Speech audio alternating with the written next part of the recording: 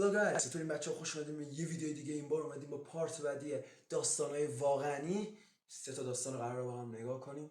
پس اگه این ویدیو رو دوست داشتین حتما ویدیو رو لایک کنید، کانال منو سابسکرایب کنید، زنگوله بغلش هم بزنید. چنل اینستاگرام منو بالای تصویر میاد، حتما اونجا ما رو فالو کنید. توییتر، ردیت و تویچ توی دیسکریپشن هست، حتما به اونا سر بزنید. پس بدون معطلی let's. My name is Magda, and I'm 26 years old. I work in an office in the city. On the weekends, I used to love to get away from all the hustle and bustle and take a trip to the countryside. Luckily, I have a cottage in a small village which is located right at the edge of the forest. لبه جنگل کجا میشه؟ یه خونه دارم که تقریبا سمت لبه جنگله، منظورش اوایل یا آخرای جنگله دیگه. لبه جنگل میگه لبه. How I used to love to get out of the city and spend the weekend in my little cottage. Why did I stop? Well, I'll tell you. After a hard week at work, I needed to rest, so I decided to get out of town. I went home, packed my bags, threw them in the trunk, and drove off. When I arrived in the village, it was late in the evening and I was tired from the long drive. I went straight to bed and fell asleep quickly. In the middle of the night, I was awakened by the sound of my car alarm going ولی چه دل و جرأتی داره تنهایی فکر کنی وسط یه جنگلی که هیچکی توش نیست. بعد اینجا آدم ببینی ترسناک‌تره تا جن. off. I looked out the window, but there was nobody in sight. I found my car keys, pressed the button to shut off the alarm, and the awful noise stopped. I laid back down and tried to fall asleep. All of a sudden, the alarm went off again.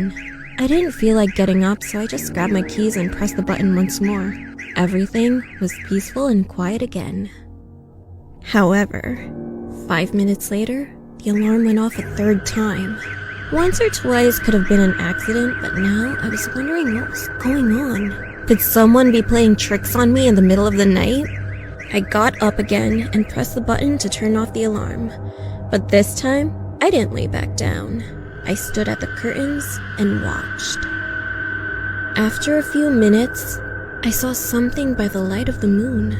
A shadow emerged from the bushes and slowly approached the car. I could just about make out the shape. It was something tall, skinny, and black. The figure reached out with its long, thin arms and knocked on the car. The alarm went off again, and quick as a flash, the dark figure retreated back into the bushes.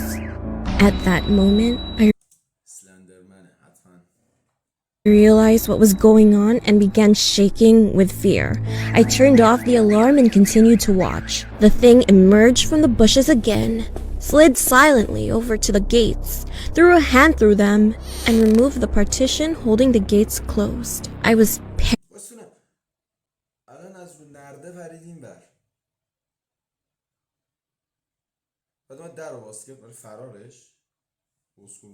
paralyzed with fear, and I couldn't move. My mind was overcome by panic thoughts. What was it? What did it want from me? What was it doing? Would it ever go away? A shiver ran through my body, from my head down to my toes.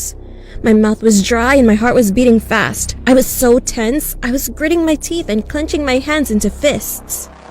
I regained control of myself and ran down the stairs as fast as my legs could carry me to the ground floor. I wanted to look for something I could use to protect myself.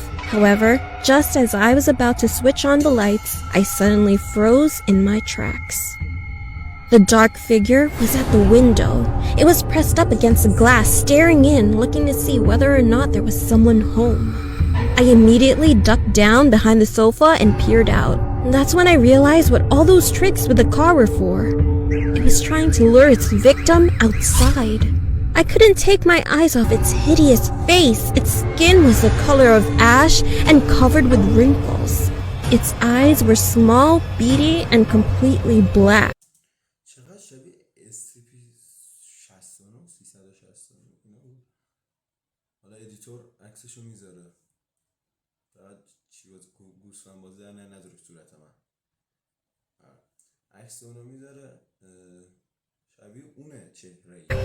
Instead of it having a nose, there were two ragged holes.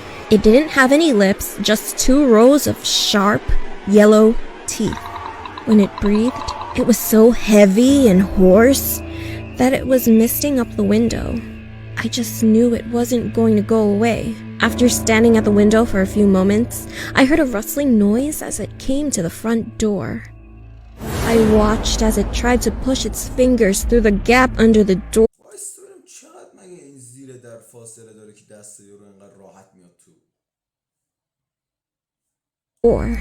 The handle began to twitch wildly up and down.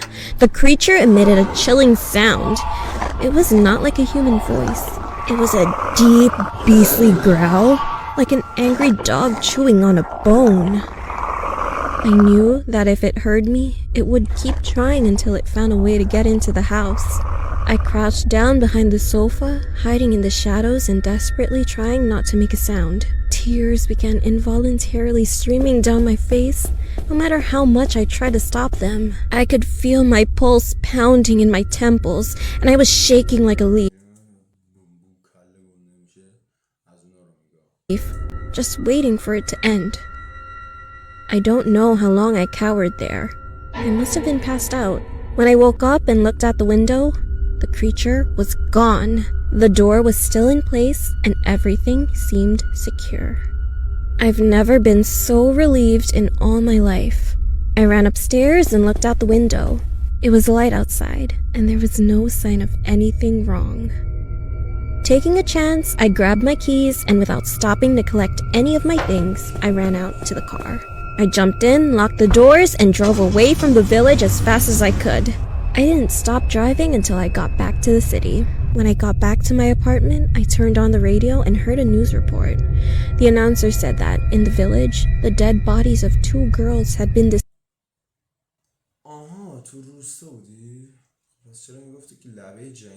discovered. Their corpses had been mutilated and dumped in a swamp. I guess the creature found what it was looking for. I don't want to, but I am curious to know. What would have happened if I didn't make the right decision of sprinting?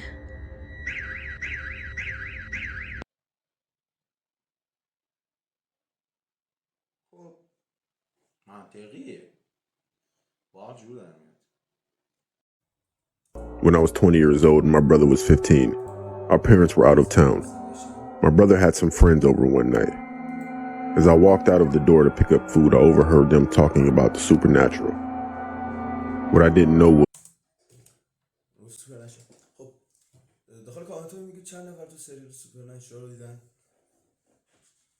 was one of them had brought over a spirit board. While I was gone, they decided to call on the spirit. After a few times asking for a spirit to appear to them, they got their wish. The lights in the house went out. A low, eerie laugh consumed the whole house, and not one of the 7 could move. They all say they could see a shadow circling the table, but the light from the neighbor's house was dense. All of them knew they should run, yet they couldn't even move a finger. No one could speak, scream, or cry. As I pulled into the driveway, the 7 teenagers came running out of the house screaming and crying. They reached me quickly, but as they were running to me, I saw the blinds in the living room pull apart in the middle aggressively. Before I could process what I had seen, all of them were trying to tell me what had just happened. The front door suddenly slammed, knocking the already torn blind to the floor. Although you think that it would be the end of the story, but it's not. Someone still had to go back in the house, or at least lock the door. The 17s weren't an option, and I was the only adult in sight. I had my brother go with me since this is partly his fault. We walked to the front door slowly, but both of us were breathing hard and I could hear my heart pounding in my ears. As I put my fingers on the handle of the door, I thought about it like ripping off a band-aid. Just do it fast. I slung the door open.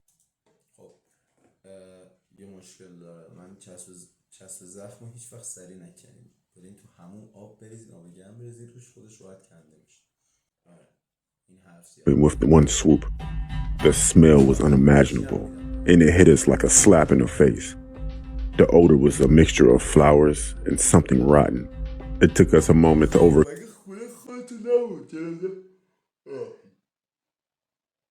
مگه خونه خودشون نبود؟ جنازه چیکار کرده؟ overcome the horrific smell. Before entering the house, I tried to turn on the lights by the door. The outside light and the hall light turned on right away. I shouldn't have been surprised to see that the house was in shambles if I hadn't seen the blind rip open or see the door slam on its own. I would have thought my brother had entertained a wild party. As we entered the house, I began telling the entity in a loud, demanding voice, "Leave this home. You're not welcome here." As I spoke, I walked to where the spirit board was on the floor. When I picked up the board, I said, "This conversation has ended. Goodbye." The front door slammed on its own again, but the odor was gone. We cleaned up, and honestly, we never told my parents. یه کار اشتباهه دیگه این که به پدر مادرشون نگفتن، چون اونا میدونن حداقل چی کار باید بکنن، یا مثلا میرن یه دعانویس میارن، یا اگه حالا طبق عقیده خودتون دعانویس میارن، یا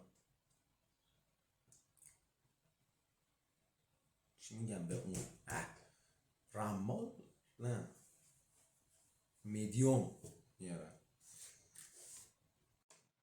خیلی ممنون که این ویدیو رو تماشا کردید. شاید بگین که من اول گفتم 3 تا، پس چرا الان فقط 2 تا ویدیو دیدیم؟ به خاطر اینکه